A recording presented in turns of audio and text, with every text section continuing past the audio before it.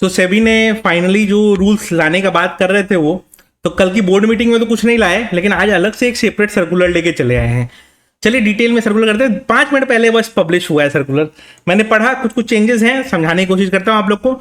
Detail में सुन लीजिएगा तो थोड़ा सा अच्छा से समझ में आएगा। सिंपल सा रूल वाइज समझा दूँ। पहला चीज़ सेबी ने यही लिखा कि भाई हमको इन्वेस्टर्स को बचाना है, ये है वो है, सबको ठीक रखना है, सब कुछ ठीक है। ये लोगों ने एक लिखा है कि upfront collection of option premium from option buyers. ये इन लोगों ने रूल जो लिखा है 99% ब्रोकर्स ऑलरेडी फॉलो कर रहे हैं। आपके पास पैसा नहीं है तो आप ऑप्शन बाइंग नहीं कर सकते थे, ठीक है। तो लेकिन बस एक चीज एडवांटेज हुआ, कभी कभी स्लिपेज में जो बाइंग हो जाती थी वो चीज अब थोड़ा सा शायद अवॉइड हो एंड ब्रोकर्स मेंटेन करेंगे आपका मार्जिन रिक्वायरमेंट। हाउएवर ये चीज ना चेंज नहीं हुई है। मैक्सिमम ब्रोकर्स पहले से ही ऑप्शन प्रीमियम ऑप्शन बायर से कलेक्ट करते ही थे, ठीक है। फिर उसके बाद क्या है कि प्रीमियम कलेक्शन का इन लोगों ने लिखा, इन लोगों ने क्या लिखा है, calendar spread treatment on expiry day ये हटाएंगे। अब ये जो थोड़ा सा है इसके कारण क्या है, काफी सारी कैलेंडर एक्सपायरीज हम ट्रेड करते थे तो वो चीजें चेंज हो रही हैं। हाउएवर इसमें जो समझ में आ रहा है,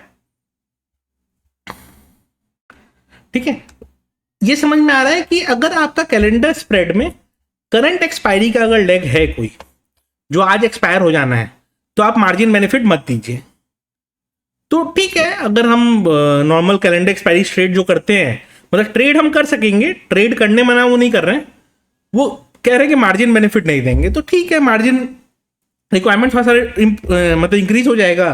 तो जो हमारा कैलेंडर स्प्रेड्स वगैरह में आरओआई बनता था, आरओआई के टर्म्स में वो परसेंटेज कम हो जाएगी, क्योंकि मार्जिन रिक्वायरमेंट मतलब पहले क्या होता था कि मान लीजिए आपने हेज बेनिफिट के लिए करंट एक्सपायरी का एक्सपायरी ले लिया और सेल किया नेक्स्ट एक्सपायरी का, तो ये 1 रुपये में बाई कर लिया, बट वो सेल 100 रुपये का किया, तो अब क्या है, जो 1 रुपये का मार्जिन बेनिफिट मिल जाता था वो अब नहीं मिलेगा।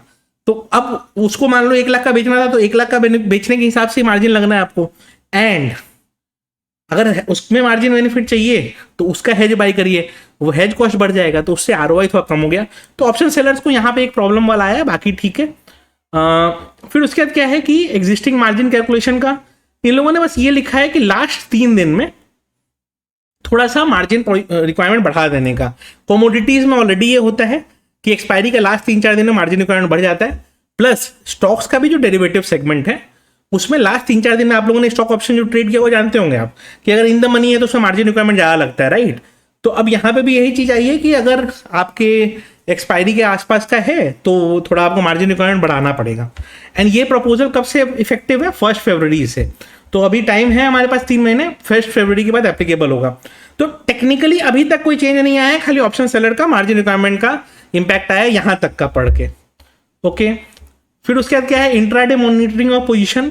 अभी तक क्या होता था कि पहले क्या होता था कि जो भी पोजीशंस लोग बनाते थे ना वो डे एंड पे क्लाइंट लेवल पे, यानी ये तो डे के कभी कभी क्या होता था ड्यूरिंग द डे कोई क्लाइंट मतलब एक्सचेंज का जो लिमिट है उसको ब्रीच कर जाते थे।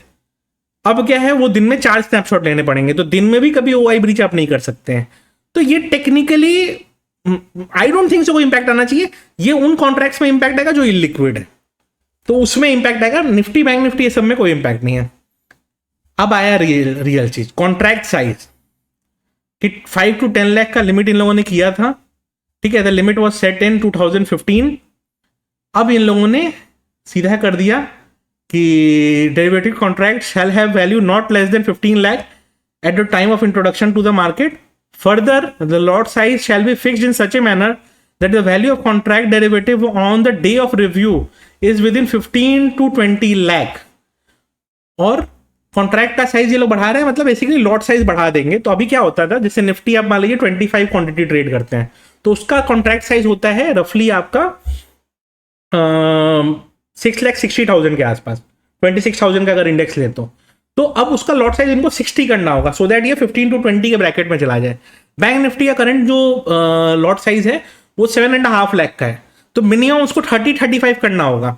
अब इसमें क्या है, थोड़ा एक ट्वीक है, जैसे जो सिंगल लॉट में ऑप्शन सेलर्स हैं उनको फर्क पड़ने वाला है, बट अगर आप नोटिस करके देखो तो जब आप ऑप्शन बाइंग करते हो मान लो, तो आप भी क्या एक लॉट में बाइंग करते हो, आप 30 क्वांटिटी तो बैंक निफ्टी मिनिमम लेते हो, यहाँ पे 30 नहीं लेना है, 35 या 40 लेना है, या निफ्टी में 60-70 लेना है, राइट। तो इस तरीके से अब चेंज होने वाला है ये। हाँ, जो सेलर्स तो जो सिंगल लॉट में सेल करते थे उनको दिक्कत होगा। अब उनको सेलिंग में मिनिमम जो 2 लॉट 3 लॉट वाला मार्जिन उनका लगेगा, क्योंकि वो अब 60-65 क्वांटिटी के हिसाब से सेल करना पड़ेगा। एंड लेवरेज हाई है तो उसके हिसाब से इसको कैलकुलेट करना है। एंड ये चीज़ आई है। उसके बाद क्या है कि ये कब से इफेक्टिव होगा? 20 नवंबर से ही। तो ऑलमोस्ट सिर्फ 50 दिन ही है जब से ये इफेक्टिव हो जाएगा, यानी कि लॉट साइज हमारा बहुत जल्दी ही बढ़ने वाला है। ठीक है। फिर क्या है? Rationalisation of weekly index derivative product. Simple सा किया इन लोगों ने कि बहुत हाइपर एक्टिव कर दिया। ये लोगों ने एक्सचेंजेस को छोड़ दिया है।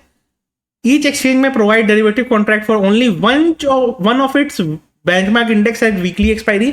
ये नहीं बोलेंगे कि आप कौन सा रखिए। इन्होंने बोल दिया एनएससी को कि भाई तुम्हारा 4-5 एक्सपायरी है, सिर्फ एक ही को वीकली रखो, बाकी सबको मंथली रखो। एंड सेंसेक्स को भी सेम चीज बोल दिया कि तुम्हारा इतना सारा है, तुम एक ही को वीकली रखोगे, बाकी वो चीज रखोगे। तो दोनों में जो आना है वो आएगा। फिर क्या है? ऑप्शन एक्सपायरी में ईएलएम मतलब 2% एक्स्ट्रा मार्जिन रखने का बात चल रहा है फॉर ऑप्शन सेलिंग कॉन्ट्रैक्ट। तो यानी कि अगर 1 लाख मार्जिन लगता था तो 1,02,000 मार्जिन लगेगा। सिंपल। ठीक है, इस तरीके से। एंड ये सब 20 तारीख से एप्लीकेबल हो गया। तो फरवरी से कुछ कुछ एप्लीकेबल है। इंट्राडे मॉनिटरिंग और पोजीशन लिमिट अप्रैल से एप्लीकेबल है। एंड कॉन्ट्रैक्ट का तो इमीडिएटली इन नेक्स्ट 15 डेज होने वाला है। आपको कैसा लगा ये सब रेगुलेशंस, ये आप बताइएगा। बट मैं एक जेनरिक ओवरव्यू आपको दे दूं कि टेक्निकली इससे कुछ चेंज नहीं हुआ, बस इतना चेंज हुआ कि कॉन्ट्रैक्ट साइज अब बड़ा हो जाएगा। तो जो कॉन्ट्रैक्ट जैसे निफ्टी का अभी लॉट साइज आप 25 का ट्रेड करते हैं या बैंक निफ्टी का 15 का ट्रेड करते हैं, वो लॉट साइज सीधा हो जाने वाला है आपका 60 या 65 एंड बैंक निफ्टी में 40-45 एंड ये सब चीजें हो जाएंगी। ऑप्शन सेलर्स के लिए मार्जिन रिक्वायरमेंट 2-3 केसेस में बढ़ गया है। एक्सपायरी के समय ऑप्शन सेलिंग का मार्जिन बढ़ जाएगा। लास्ट के कुछ दिनों में और मार्जिन बढ़ा हुआ रहेगा। एंड जो एक्सपायरी सेलिंग जो लोग आराम से कर पा रहे थे उसमें मार्जिन रिक्वायरमेंट थोड़ा इंक्रीज रहेगा। अब एक ही वीकली एक्सपायरी कॉन्ट्रैक्ट रहेगी, बाकी मंथली रहेगी। प्रॉब्लम यह है कि एक ही वीकली है, बाकी सब मंथली है।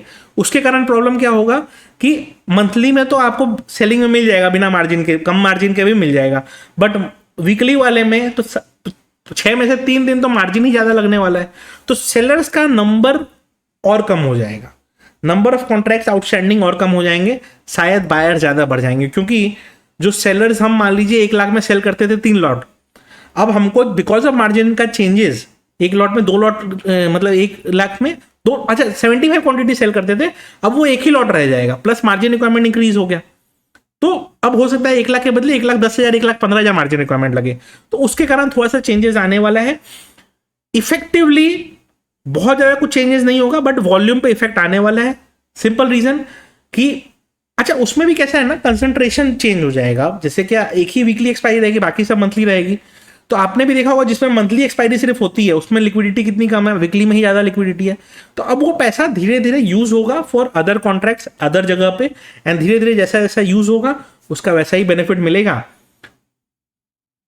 कैलेंडर वाला हटा के एक normal safe side option seller को थोड़ा सा दिक्कत दिया है, बाकी ऐसा कोई बहुत बड़ा चेंज नहीं हुआ है।